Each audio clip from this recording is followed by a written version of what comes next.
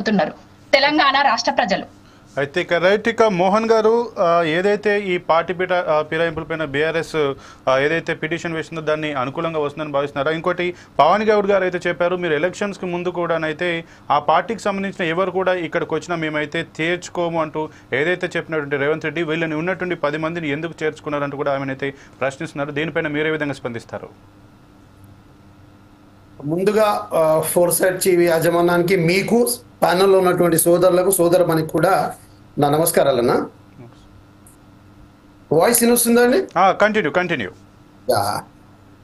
సోదరిమణి నిజంగా మా సోదరుడు భారతీయ జనతా పార్టీ నాయకులు కోరుకున్నట్టు, మా భారతీయ రాష్ట్ర సమితి సోదరిమణి కోరుకున్నట్టు నిజంగా రాజకీయాలు అట్లా ఉండాలని ప్రతి సామాన్యుడు సైతం కోరుకుంటారు.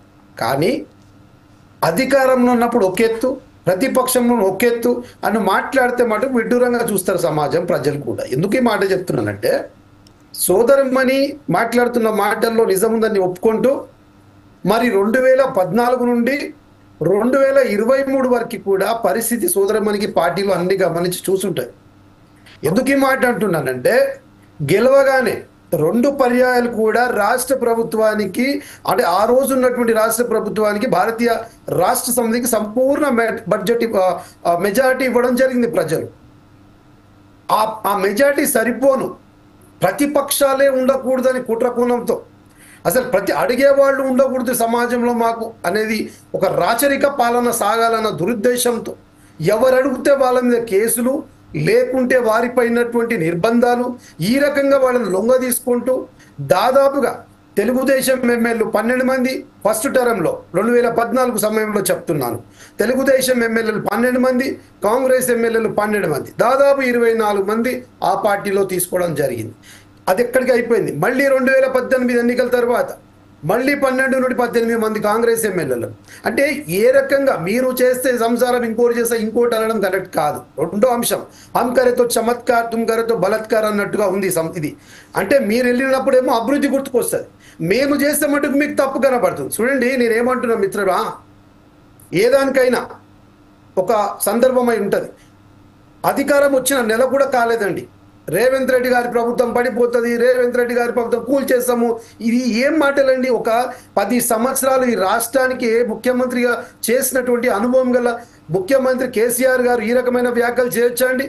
ఇప్పుడు ప్రజలు ఎన్నుకున్న ప్రభుత్వం, ఆ ప్రభుత్వానికి 5 సంవత్సరాలు గడియ ఉంటుంది రాజ్యాంగబద్ధంగా. ఆ ఇచ్చిన తర్వాత మళ్ళీ ఎన్నికలు వెళ్ళి ప్రజలకు మీరు అడగండి, మళ్ళీ మీకు అధికారం ఇస్తే తీసుకోండి, అది కరెక్ట్. కానీ వచ్చిన నెలకు కూడా కాలేదు, ప్రభుత్వం పడిపోతుంది, మాకు ఎమ్మెల్యేలు టచ్ ఉన్నారు, మొత్తం కాంగ్రెస్ మళ్ళీ వచ్చేస్తున్నారు అనేది ఎవరండి?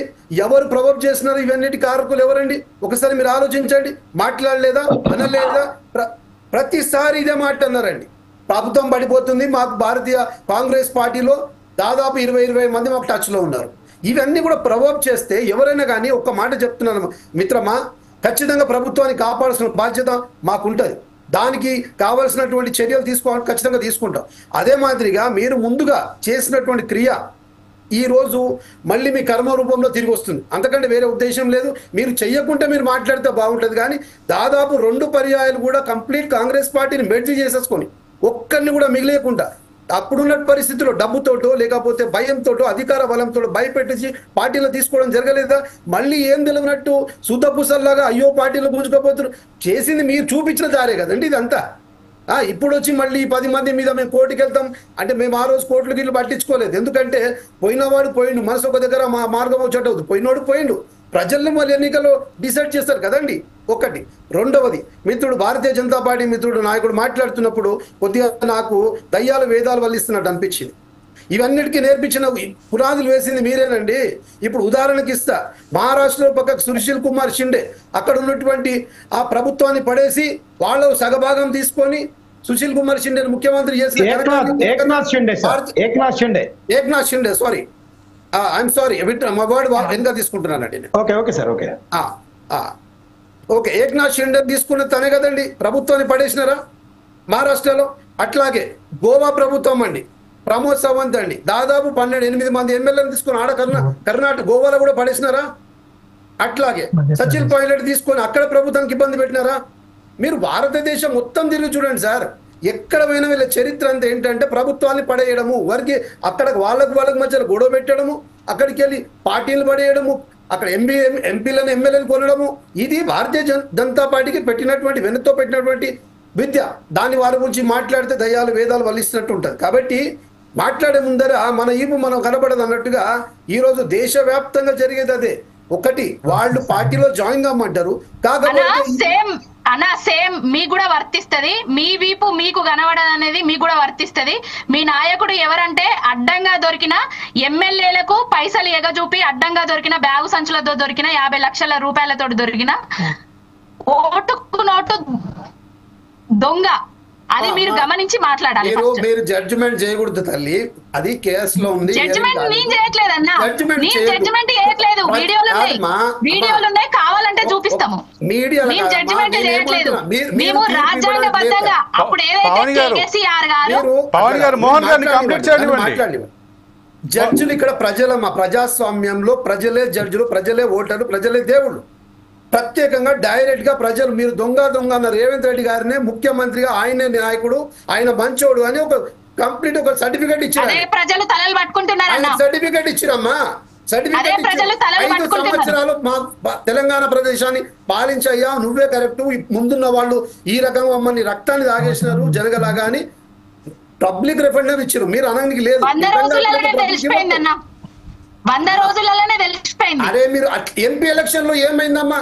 ఎంపీ ఎలక్షన్ లో 3 నెలల తర్వాత ఎంపీ ఎలక్షన్ లో డిపాజిట్లు జీరో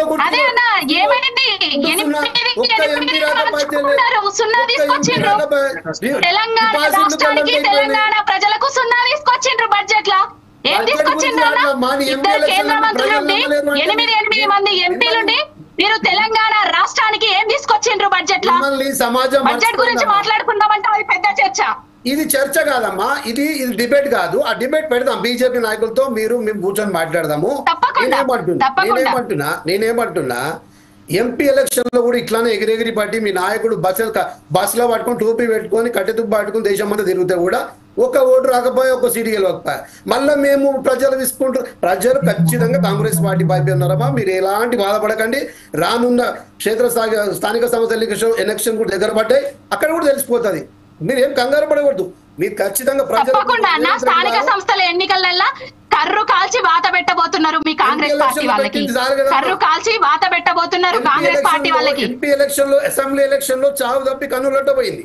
పార్లమెంట్ ఎన్నికల్లో ఎంపీ ఎలక్షన్ మేము బతుకున్నాము పాపం మీలాంటి మీకు క్యాండిడేట్లు కూడా దొరకలేదన్నా, మీకు క్యాండిడేట్లు కూడా దొరకలేదు. డిపాజిట్లు గల్లంతైనాయి, అది మర్చిపోకండి, చరిత్రను మర్చిపోకండి. డిపాజిట్లు గల్లంతైనాయి, మీ క్యాండిడేట్లు కూడా దొరకలేదు. ఒక్కసారి అదే మాకు 1.8% ఓట్ల తేడాతోటి మాత్రమే మేము ఓడిపోవడం జరిగింది. ఆ ఓటమికి కూడా కారణం ఏంటంటే మీరు చేసిన అసత్య ప్రచారాలు. అసత్య ప్రచారాల వల్లనే మేము ఓడిపోవడం జరిగింది. మీరు ఇచ్చిన 420 హామీల వల్ల మేము ఓడిపోవడం జరిగింది. సమాజాన్ని అవమానపరచొద్దు, తెలంగాణ సమాజాన్ని అవమానపరచొద్దు. ప్రజలు ఓట్లు వేసుకొని ఎన్నుకున్నట్టు ప్రభుత్వము తెలంగాణ సమాజానికి 420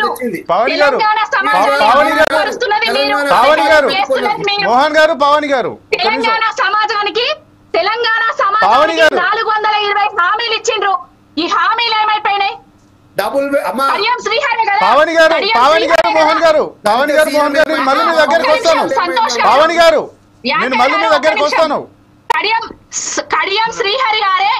శ్రీహరి గారే మీ ప్రభుత్వం పడిపోబోతున్నది అనేసి పదే అసెంబ్లీ సాక్షిగా మాట్లాడిండు.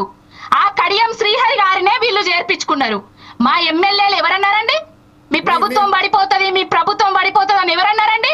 మీ ప్రభుత్వం 5 ఏళ్ళు ఉండాలి, తెలంగాణ రాష్ట్ర ప్రజలకు తెలియాలి ఏం చేసింది అనేది ఎవరు అనలేదు.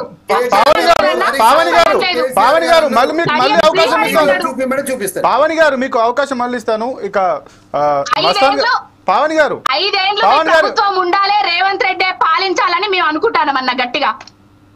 Okay right.